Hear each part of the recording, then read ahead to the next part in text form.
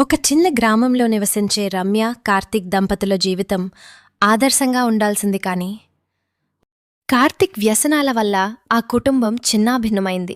వీరికి 2 కొడుకులు. Karthik cutting shop నడుపుతూ సంపాదించిన డబ్బునంతా తాగుడికే తగిలేసేవాడు. బాధ్యతారాహిత్యం. కనీసం పిల్లల స్కూల్ ఫీజులు కట్టడానికి కూడా కార్తిక్ ఇష్టపడేవాడు కాదు.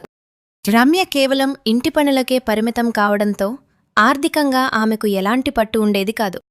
హింస. తాగొచ్చి భార్యను కొట్టడం, తిట్టడం కార్తిక్కు నిత్యకృత్యమైంది. ఈ విషయంలో ఎన్నోసార్లు గొడవలు జరిగి పంచాయతీలు కూడా జరిగాయి. కార్తిక్ రమ్యను కేవలం ఒక పావులా వాడుకున్నాడు.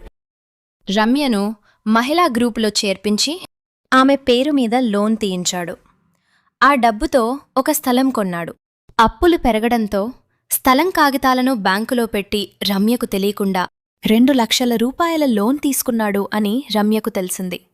ఆ డబ్బు ఏమైందో అడిగితే రమ్యను నోరెత్తనిచ్చేవాడు కాదు.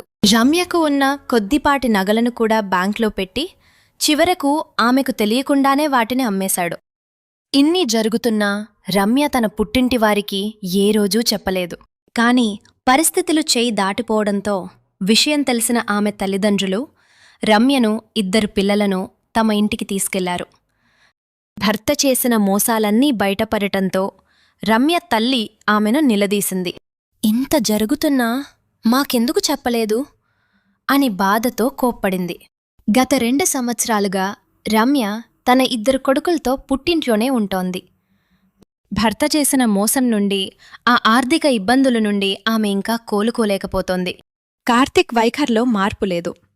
కనీసం పిల్లలను చూడాలనే తపన కూడా అతనికి లేదు. అలాంటి వ్యక్తి దగ్గరకు తిరిగి వెళ్తే మళ్లీ అదే హింస, అదే మోసం పునరావృతమయ్యే అవకాశం 90% ఉంటుంది.